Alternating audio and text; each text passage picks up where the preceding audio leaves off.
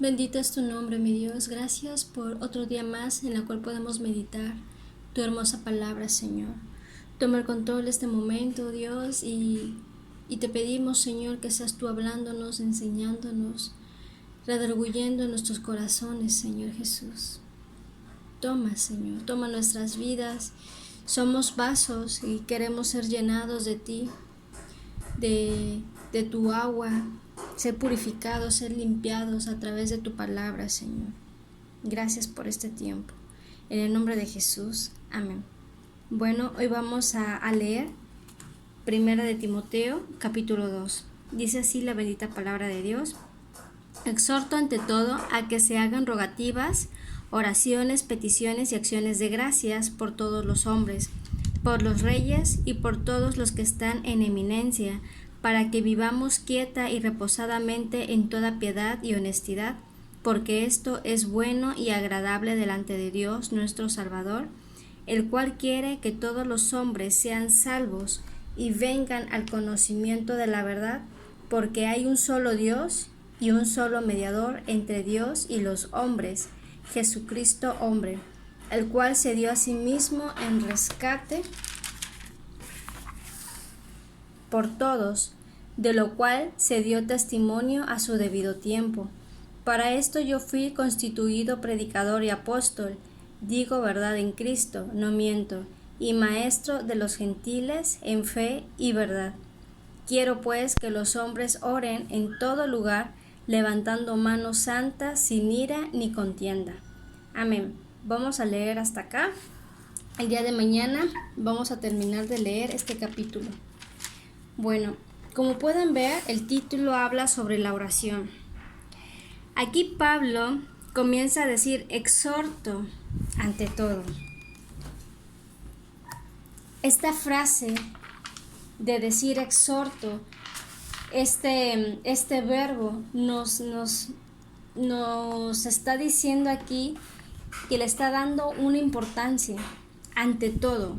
Les digo, ante todo. Esta parte de ante todo también nos indica una prioridad que Pablo le estaba dando al tema. Estaba yo investigando y la palabra exhortar en hebreo es nahiam, que significa alentar, animar, ofrecer apoyo, invitar a algo. Yo pensaba que tenía que ver con regañar, pero veo que no. Vemos que siempre se buscan como que la raíz de la etimología de las palabras a través del hebreo. Entonces eso es lo que encontré, que es animar, ofrecer apoyo, alentar. Entonces aquí Pablo les estaba diciendo, les animo que a esto le den prioridad, a la oración le den prioridad, porque la frase ante todo es una prioridad. Ante todo te digo, es como cuando platicamos con alguien, ¿no? Espera, antes de que me interrumpas o antes de que me cambies de tema, quiero decirte que esto es importante. Eso significa ante todo. Bueno, entonces, esto es algo importante a la cual le debemos de dar suma importancia, al tema de la oración. Muchas veces dejamos la oración como última opción, tratando de agotar todos nuestros recursos antes de presentar nuestra situación ante el Señor, y esto no debe de ser así. Entonces, aquí habla de varios puntos. Les exhorto ante todo que se hagan rogativas. Y viene una pequeña lista: oraciones, peticiones, acciones de gracia. Bueno, para empezar, una rogativa es un sinónimo de una plegaria, y esto destaca el sentimiento de necesidad que debemos presentar nuestras peticiones ante Dios, o bien es una oración pública a Dios o colectiva para rogar, para pedir una situación. Ahora, una oración es una plática, es una conversación personal con Dios. Es la forma de estar en comunión, estar en unidad con Dios. Una oración para mi perspectiva, la oración es lo más hermoso que puede haber, que puede tener el ser humano, porque orar es platicar con Dios de la manera en la cual platicamos con cualquier persona. No hay una serie de palabras repetitivas ni nada que puedas memorizar, sino es decir: Padre, aquí estoy, fíjate que mi día me fue así, esto, lo otro, te pido, Señor, que tomes el control de mi vida hoy, te pido hoy por mi matrimonio. Es platicar. Entonces, la parte de la oración es una conversación personal con Dios. Ahora dice peticiones. Significa acercarse con confianza y de manera también personal para interceder por otras personas. Creo que todos en este punto hemos pedido e intervenido por alguien. Ahora, las acciones de gracias es simplemente un acto de gratitud, de agradecimiento a Dios. Bueno, entonces, como primer punto, dice que debemos hacer todas estas cosas, plegarias o rogativas, oraciones, peticiones y acciones de gracia, en primer lugar, por todos los seres humanos. O sea, sin excepción de nadie, por todas las personas, amigos y enemigos, los que nos caen bien y los que nos caen no tan bien. Entonces, uno es pedir por todos los seres humanos, y dos, aquí dice por los que están gobernando, por las autoridades. Esto quiere decir reyes, los que están en eminencia. Entonces, nuestra labor nosotros como ciudadanos es pedir por nuestros gobernantes, por nuestros presidentes, por nuestras autoridades. Y el orar, el pedir, el interceder, el agradecer por ellos, nos trae un beneficio. ¿Cuál es el resultado? Para empezar, estamos agradando a Dios haciendo esto. Dice, porque esto es bueno y agradable delante de Dios nuestro Salvador. Sí, ¿por qué? Porque Dios desea que todos sean salvos, que vengan al conocimiento de Cristo. ¿Sí? ¿Y cuál es también la otra ventaja? Para que vivamos quieta y reposadamente en toda piedad y honestidad. Entonces, el orar por otros nos permite gozar de una vida tranquila, pacífica, con toda piedad, que significa compasión, amor al prójimo, y dignidad, que es decencia. Eso significa honestidad, tener una vida decente, digna. Entonces, cuando estemos en una dificultad con alguien, sea quien sea, podemos pedir por esa persona para estar en paz con esta persona, para tener gracia y el favor de Dios también a través de la oración. La oración es un escudo y es una arma superpoderosa, la oración. El que quiere cambios en su vida y en su entorno tiene que orar. No hay otra manera. Ahora, aparte de orar, como ya les venía diciendo, esto es bueno, esto es agradable a Dios, esto es una forma de también cumplir un mandato de Dios, porque dice, ante todo les pido que hagan esto. Sabemos que Pablo se lo está diciendo a Timoteo, pero hay infinidad de textos que hablan sobre la oración y ahorita los vamos a ir viendo. Entonces, con todo esto comprendemos aquí en el punto 4, en el versículo 4, que dice que quiere que todos los hombres sean salvos, podemos comprender que Dios desea que todos los hombres sean salvos sin acepción de personas, y que no hay nadie, por más autoridad que tenga, que no necesita a Dios. Además, como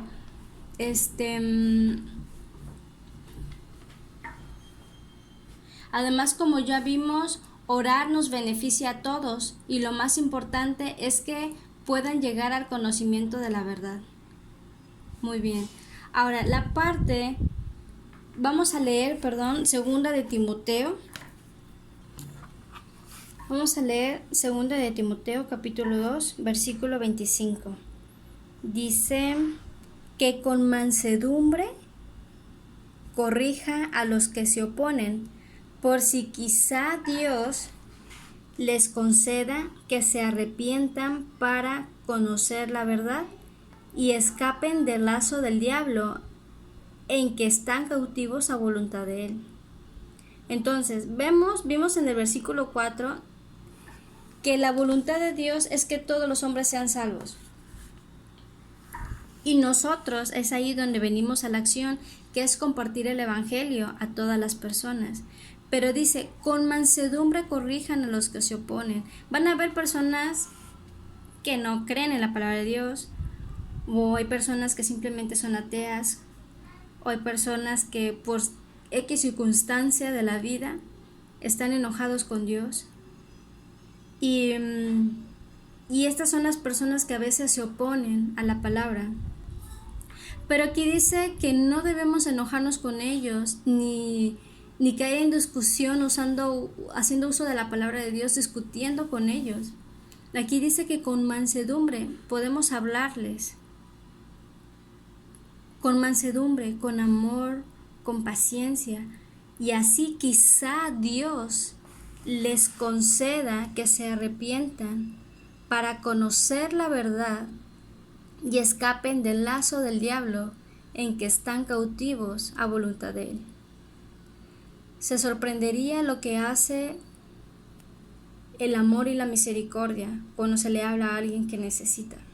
Precisamente ayer mi esposo estaba hablando con una joven que es atea, está pasando problemas muy, muy tremendos. Ella es lesbiana y ella dice que es atea y no cree en Dios. Sin embargo, está buscando ahorita de Dios.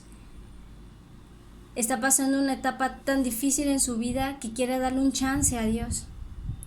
Pero nosotros no podemos llegar y decir, es que estás mal, esto, lo otro. No, porque todos estamos mal. Todos en un momento dado, por las situaciones de la vida, a veces nos hemos cerrado y hemos endurecido nuestros corazones. Y sé de esto porque yo también lo cerré en un momento y también renegué de Dios. Pero gracias a Dios por las personas que a veces nos comparten el amor de Cristo con mansedumbre, con amor, con paciencia. Y no tan solamente nos los hablan así, sino que podemos ver en esas personas que nos hablan la presencia, el carácter mismo de Dios en la forma en que te hablan, que puedes darte la oportunidad de escucharles. Entonces, Dios desea que todos sean salvos, ese es su deseo. Y por lo tanto nosotros debemos amar al prójimo como Cristo lo hace. Él dio su vida. Entonces nosotros no somos quienes para venir y hacer uso de la palabra de Dios de manera dura.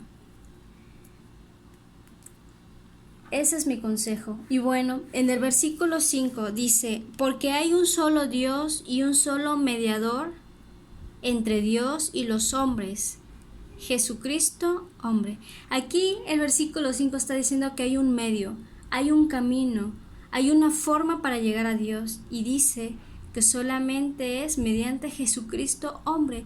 ¿Por qué dice Jesucristo, hombre? Porque fue Jesús.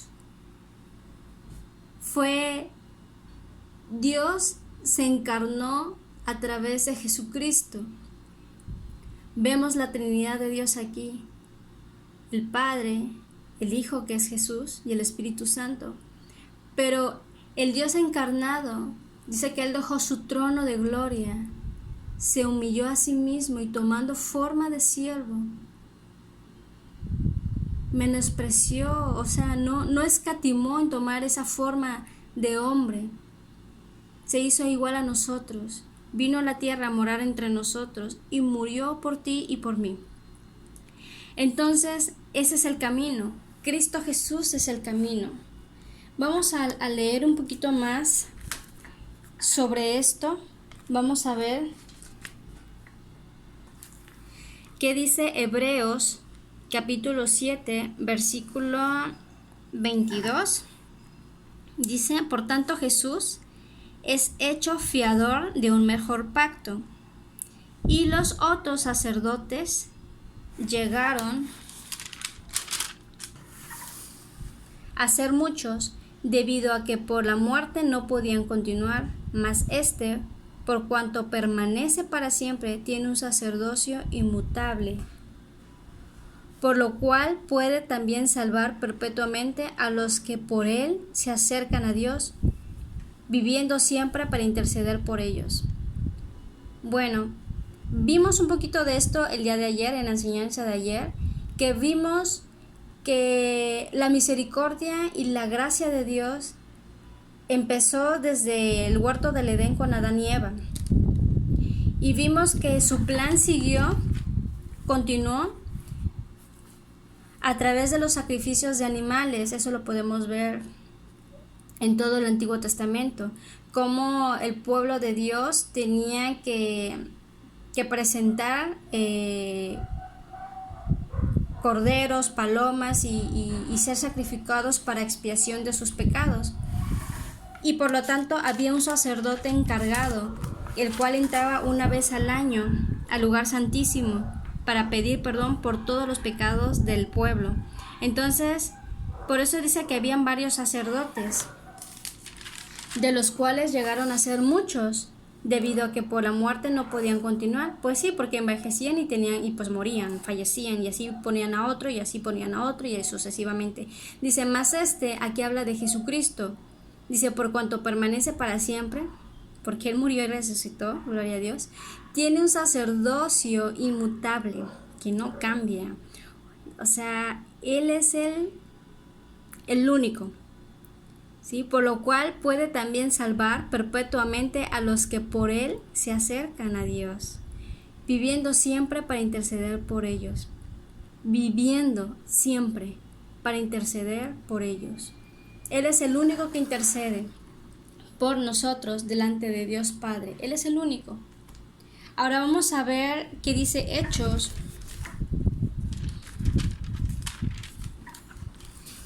4, versículo 12. Este Jesús es la piedra, del 11 y 12. Este Jesús es la piedra reprobada por vosotros los edificadores, la cual ha venido a ser cabeza del ángulo, y en ninguno otro hay salvación, porque no hay otro nombre bajo el cielo dado a los hombres en que podamos ser salvos. En ninguno otro hay salvación, porque no hay otro nombre bajo el cielo dado a los hombres en que podamos ser salvos. Nosotros vivimos bajo el cielo. Y este nombre, esa salvación, fue dado a todos los hombres, a toda la humanidad. Y es Jesucristo. Él es la cabeza. Él es el Señor. Él es el sacerdote inmutable. Él no cambia, ¿sí? Entonces, no hay hombre, no hay pastor, no hay sacerdote, no hay santo, no hay virgen que pueda cumplir este oficio de sacerdote y mediador. Solo Cristo Jesús, santo, el cual no vio pecado. Así como dice 2 de Corintios 5:21, al que no conoció pecado, por nosotros lo hizo pecado. Tenía que morir en la cruz alguien que fuera completamente recto, santo, puro, en el cual no hubiera tacha, en el cual no hubiera ninguna cosa por la cual se le pudiese castigar. Por lo tanto, Él tuvo que tomar el lugar por nosotros. Fue un intercambio. Eso es lo que significa la cruz, un intercambio. Él nos vino a redimir. no porque nosotros lo mereciéramos, eso lo vimos ayer, sino por su gracia, por esa decisión, por el puro afecto de su voluntad. Él quiso morir por nosotros para rescatarnos, para darnos una segunda oportunidad. Vamos a leer primera de Juan capítulo 5. Bien, aquí ya estamos en el capítulo 5, versículo 14, aquí está, 14 al 15. Dice así la bendita palabra de Dios: y nosotros hemos visto y testificamos que el Padre ha enviado al Hijo, o sea, Jesús, el Salvador del mundo. Todo aquel que confiese que Jesús es el Hijo de Dios, Dios permanece en él y él en Dios. Vamos a leer más adelante el 16. Y nosotros hemos conocido y creído el amor que Dios tiene para con nosotros. Dios es amor, y el que permanece en amor permanece en Dios y Dios en él. Estos son uno de mis textos favoritos, porque es muy sencillo recibir el amor y aceptar la salvación, que es un regalo. Cuando te dan un regalo, lo único que tienes que hacer es extender tu mano, tomar el regalo y decir gracias. ¿Por qué? Porque es un regalo. Cuando es un regalo no te cuesta nada. La otra persona tomó su tiempo para escogerlo y se despojó de una parte de su economía para comprar ese regalo. Lo mismo hizo Jesucristo. Él estuvo 33 años en la tierra, se preparó para nosotros, nos habló de su amor incomparable, y al final murió por ti y murió por mí. Y ahora solamente nos dice esto claro que lo están diciendo los discípulos. Dice: hemos visto y testificamos que el Padre ha enviado al Hijo, el Salvador del mundo. Y ahora, todo aquel que confiese. ¿Con qué se confiesa? Se confiesa con la boca. Todo aquel que confiese, que reconozca que Jesús es el Hijo de Dios, Dios permanece en él y él en Dios. Jesús es Dios. Dice que Dios es amor, y el que permanece en amor permanece en Dios y Dios en él. Qué hermoso sería permanecer siempre en amor, en dejar los odios y los rencores, para que Él siempre esté permaneciendo en nuestra vida. Ahora, y Él es el mediador, Jesucristo, el Dios mismo, el Dios encarnado en la tierra. Vamos a ver qué dice Hebreos capítulo 4, versículo, ¿dónde está? 15.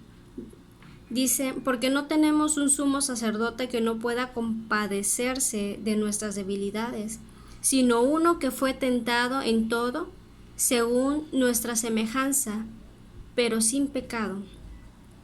Acerquémonos, pues, confiadamente al trono de la gracia, para alcanzar misericordia y hallar gracia para el oportuno socorro. Yo amo estas partes de la palabra de Dios. La verdad que mi corazón no sé cómo explicarlo, pero hay tanta gratitud en mi corazón cuando leo todos estos textos, porque no tan solamente nos vino a dar vida a través de su muerte, sino que Él se compadece de nuestras debilidades. Él sabe que somos carne y que somos débiles. Dice: sino uno que fue tentado en todo según nuestra semejanza, pero sin pecado. Él también fue tentado, Él también sintió hambre, Él tuvo temor. Recordemos que en el Getsemaní, antes de ser entregado, Él sudó gotas de sangre. Y eso lo pueden investigar. ¿Qué es lo que significa eso? ¿Qué es lo que significó eso? Vivió un grado de estrés y de temor tan severo, que por eso se dilataron sus vasos sanguíneos y empezó a sudar sangre. Cuando Él estuvo en esa cruz, el pecado de toda la humanidad fue sobre Él, siendo Él santo. No sé si la mente de ustedes lo pueda dimensionar, pero a veces a mí se me hace algo increíble. Y por todo esto dice que nos podemos acercar a Él, a su trono, ante su presencia, confiadamente, en oración. Eso de acercarse confiadamente al trono de su gracia, eso es lo que pasa cuando tú te acercas en oración a Él. Cuando entras a tu cuarto, cierras la puerta para estar a solas, no para que te vean y para que digan, wow, qué hombre tan espiritual o qué mujer tan llena de oración, no, sino cuando tú a solas quieres realmente estar delante de Él, lo podemos hacer a solas, confiadamente, para alcanzar misericordia y hallar gracia para el oportuno socorro, o sea, para lo que tú necesites. Muy bien, ahora vamos a regresar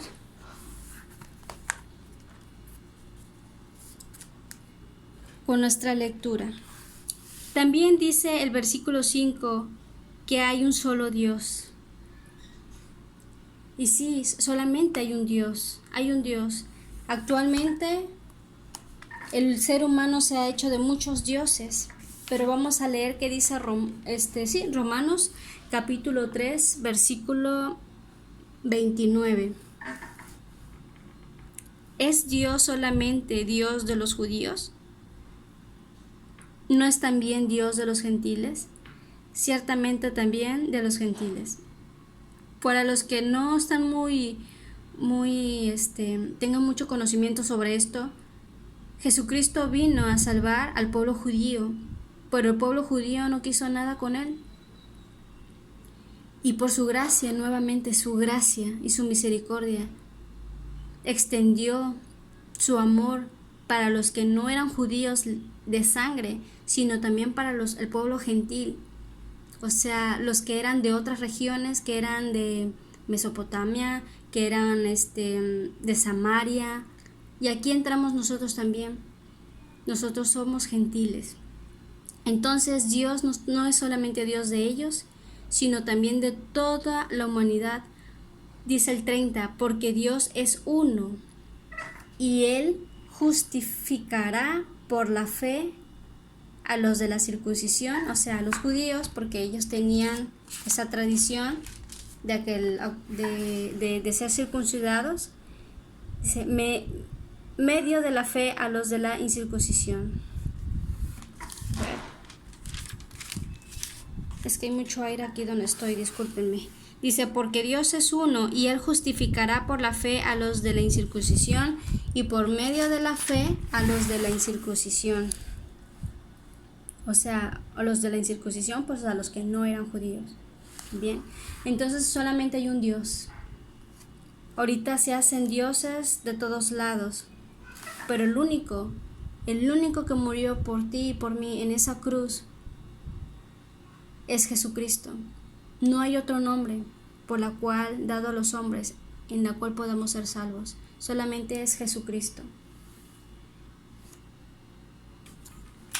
Miren lo que dice el libro de Juan, capítulo 14, versículo 6. Jesús le dijo, yo soy el camino, y la verdad y la vida. Nadie viene al Padre sino por mí.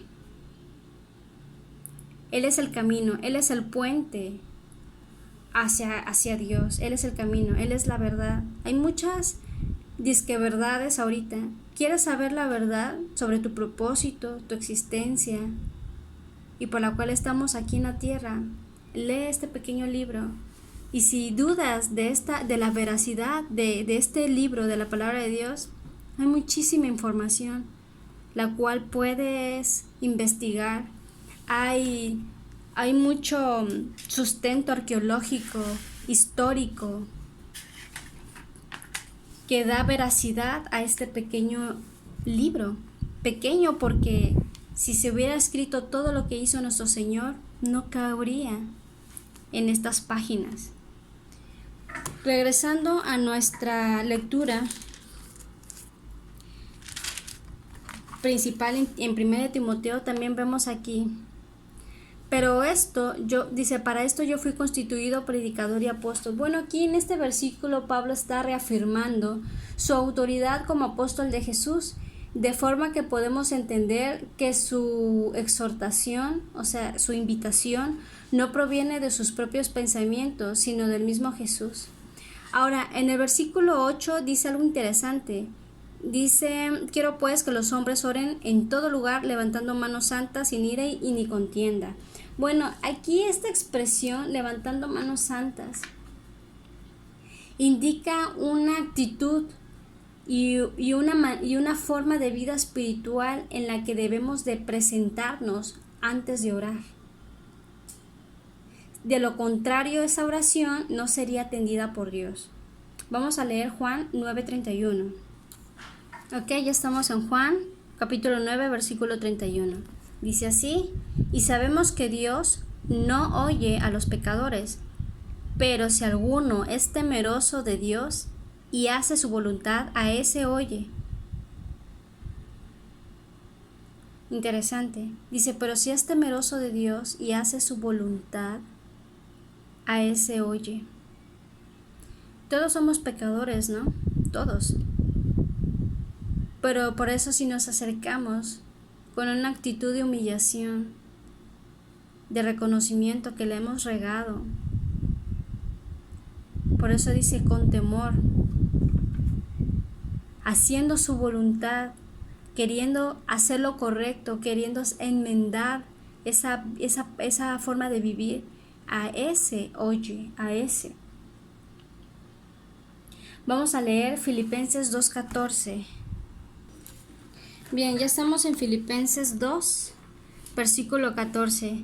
Dice así la bendita palabra de Dios: haced todo sin murmuraciones y contiendas, para que seáis irreprensibles y sencillos, hijos de Dios, sin mancha, en medio de una generación maligna y perversa, en medio de la cual resplandecéis como luminares en el mundo, asidos de la palabra de vida, para que en el día de Cristo, o sea, su venida, yo pueda gloriarme de que no he corrido en vano, ni en vano he trabajado. Esto lo dice Pablo también, pero en este caso a los filipenses.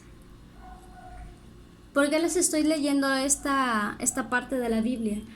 Porque el punto del consejo de Pablo en cuanto a la oración a Timoteo, cuando le estaba diciendo con manos santas, sin ira y sin contienda, aquí le está diciendo, debes orar teniendo y manteniendo una vida en santidad, sin ira ni en pleitos, a fin de que tus oraciones no tengan tropiezo delante del Señor. Imagínense que después de haber insultado a la vecina bien feo, vayas a la presencia de Dios y le digas, oh Dios, te pido que me ayudes a pagar la mensualidad de mi camioneta. ¿Te imaginas con qué cara le vamos a ir a pedir a Dios algo? Le vamos a ir a solicitar una petición. Si acabamos de insultar a alguien, si acabamos de cometer algo vil. Entonces Dios es justo, Él es justo. Claro está que si nuestro corazón recapacita y decimos, la regué, ¿por qué contesté así? ¿Pero por qué vine a decir esto? Si primero nos ponemos a cuentas con nuestro prójimo, agachar la cabeza y decir, perdóname, me exalté, perdóname por haberte insultado, no va a volver a pasar. Perdóname. Ya si te acepta el perdón, pues qué bendición, pero si no, pues bueno, tú ya trataste de hacer lo correcto y entonces ya vas y oras para que tu oración no tenga estorbo. Entonces por eso les leí Filipenses 2:14, por eso dice, haced todo sin murmuraciones y contienda. Todo lo que hagas, hazlo con amor, sin el afán de murmurar, de criticar. Hay personas que nos ayudan, pero ya están hablando de nosotros. O quieres ayudar a alguien, pero criticándolo. Y eso no está bien. Dice, para que seas irreprensible, o sea, intachable, sencillos, hijos de Dios, sin mancha, en medio de una generación maligna y perversa. Una generación maligna y perversa, en medio de la cual resplandecéis como luminares en el mundo, asidos, bien agarrados de la palabra de vida, o sea, de la palabra de Dios, para que en el día de Cristo, aquí está hablando Pablo, yo Pablo pueda gloriarme de que no he corrido en vano, ni en vano trabajé por ustedes. O sea, manténganse en santidad, en pureza, que no haya mancha en ustedes, así como vimos ayer, en la lectura de ayer de Timoteo, que tenemos que militar. Militar es pelear la buena batalla, esforzándonos. Y bien, y ya para terminar, una última cosa, vamos a leer Primera de Pedro 3. Y bueno, esta palabra de Primera de Pedro 3:7 es para los esposos, para los que están casados, los varones. Dicen, vosotros maridos igualmente vivid con ella sabiamente, dando honor a la mujer como vaso más frágil y como a coherederas de la gracia de la vida, para que vuestras oraciones no tengan estorbo. Aquí está diciendo en pocas palabras, maridos, convivan con sus esposas, sean comprensivas, no sean ásperos con ellas, denle honor como lo que son sus esposas. Y aquí dice vaso más frágil, porque Dios sabe la condición que nosotras somos un poco más emocionales, ¿sí? Él sabe cómo nos hizo, cómo nos formó. Entonces dice, para que vuestras oraciones no tengan estorbo. Aquí podemos ver cómo el pecado, de manera generalizada, es un impedimento para que nuestras oraciones lleguen sin ningún tipo de estorbo delante de la presencia de Dios. Vamos a leer Isaías capítulo 1, versículo 15 y 18. Cuando extendáis vuestras manos, yo esconderé de vosotros mis ojos. Asimismo, cuando multipliquéis la oración, yo no oiré. Llenas están de sangre vuestras manos. Lavaos y limpiaos, quitad la iniquidad de vuestras obras de delante de mis ojos y dejad de hacer lo malo. Aprended a hacer el bien, buscad el juicio, o sea, ser justo, restituid el agravio, si la regaste, pedir perdón, hacer justicia al huérfano, acordarnos de los menos afortunados y amparad a la viuda. Entonces, aquí habla de sangre. Nosotros no hemos matado a nadie, ¿verdad? Ni asesinado a nadie. Pero aquí, si se pueden dar cuenta, habla del pecado. Por eso dice, lávense y límpiense, quiten la inmundicia, la iniquidad de sus obras, o sea, de sus acciones. ¿Por qué? Porque si no, Él no va a escucharnos, Él no irá. Y también por eso en el 17 el consejo habla de restituir. Si ya cometimos la ofensa, vayamos y pidamos perdón y perdonemos. Yo la verdad que he aprendido mucho acerca del perdón. Tenemos que perdonar, porque si no perdonamos a los hombres sus ofensas, nuestro Padre que está en el cielo tampoco perdonará nuestras ofensas. Y en general hay que despojarnos de todo el pecado para que no haya estorbo al momento de platicar con Dios. Gálatas 5,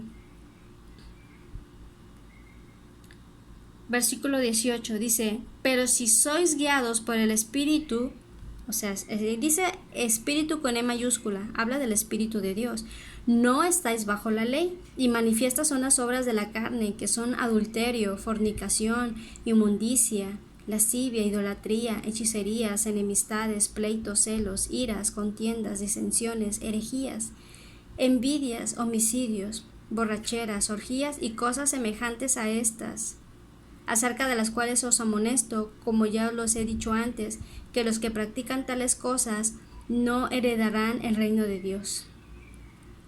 Entonces, no tan solamente no heredaremos su reino, sino que mientras estemos en esta tierra, nuestras oraciones serán en balde, porque no subirán delante de su presencia. Bendito Señor, gracias por tu palabra, gracias por hoy hablarnos sobre la oración y la forma en cómo el pecado obstruye que nuestras peticiones, rogativas y acciones de gracia lleguen delante de ti, Señor. Perdónanos, Dios, si hemos caído en ofensas con nuestro prójimo. Perdónanos, Señor, perdónanos, Padre. Ayúdanos a que nada de esto tenga estorbo, Dios. Ponemos delante de ti, Señor, nuestro todo pecado, Padre. Nos acercamos confiadamente delante del trono de tu gracia para pedirte misericordia por nuestras vidas. Perdónanos, Señor.